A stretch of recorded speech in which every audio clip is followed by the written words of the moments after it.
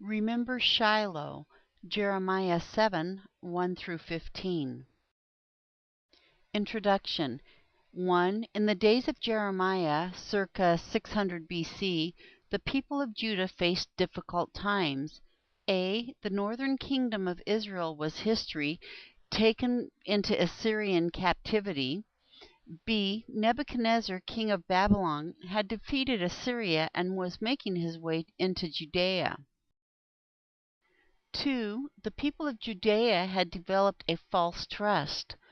A. One condemned by the Lord through his prophet Jeremiah.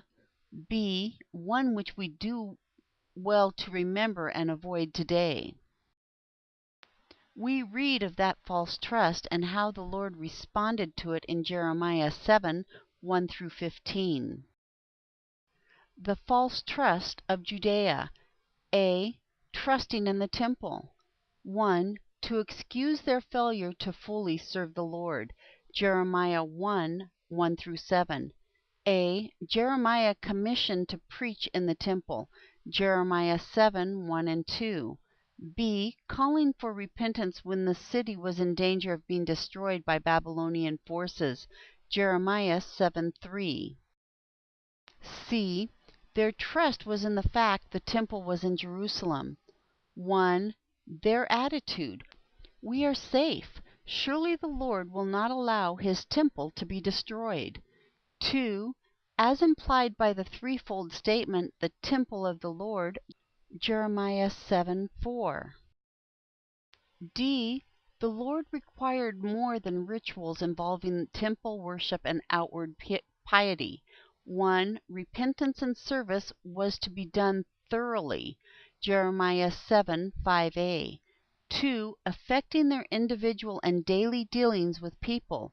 Jeremiah 7, 5b through 6. E. Such true service would spare them from Babylonian captivity. Jeremiah 7, 7.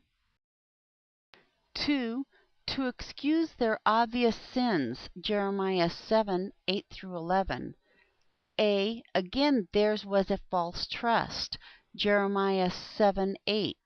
B. Blatantly transgressing the law. Jeremiah 7, 9. C. Then going to temple, believing that such excused their conduct. Jeremiah 7, 10. D. Yet the Lord could see through their hypocrisy. Jeremiah 7, 11. B. The Lord's response. 1. To the folly of such false trust. Remember Shiloh. Jeremiah 7:12. A. Where the tabernacle had once been. Joshua 18:1. B. Where the Ark of the Covenant had been captured by the Philistines. 1 Samuel 4:10 through 11. 2. God would do likewise with Jerusalem and the temple. Jeremiah 7:13 through 15. A. Because of their failure to heed his prophets. Jeremiah 7:13. B. What happened at Shiloh would happen at Jerusalem. Jeremiah 7:14. C. They would be taken into captivity just like Ephraim, Israel. Jeremiah 7:15, 52:12 through 30. In 1 Corinthians 10, 11 and 12, we're told that God's dealings with Israel were written for our admonition, with the very real danger of falling. What application can we draw from our text in Jeremiah? Perhaps one about the false trust of Christians. A. Trusting in the church. 1. Could we have false trust as members of the church which Christ built? A. Like the Jews who cried, the temple of the Lord. B. There may be those who cry, the church of Christ. 2. Acting and perhaps believing that membership excuses A. Negligence and inactive service. 1. With an attitude based on faulty reasoning. A. The church will be saved. I am a member, so I will be saved. B. As long as I am a member, I can get by. 2. Yet we remember the parable of the tares, Matthew 13:41 through 43. A. One may be in the kingdom, church, now. B. But cast out of the kingdom, church, at the last day. 3. Salvation is dependent on individual alliance, not group association, John 15:2. B. Sinful actions. 1. Like the Jews who disobeyed God, they claimed exemption. A. Living in the world, then going to church. B. Engaging in immorality, worldliness, but being a faithful member. 2. God has not changed. A. His grace demands holy living, Titus 2:11 and 12. B. Despise his grace, accept his wrath, Hebrews 10:26 through 31.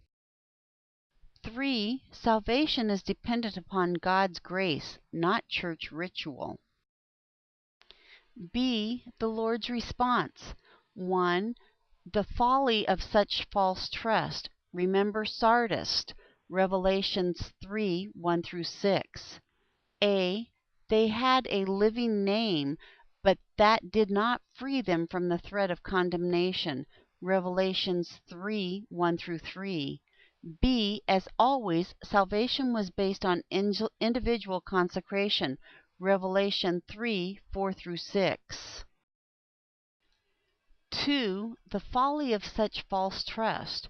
Remember Laodiceus, Revelation 3:14 through 22. A. They had become lukewarm. Revelations 3:14 through 15.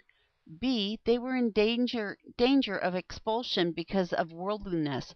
Revelations 3:16 and 17.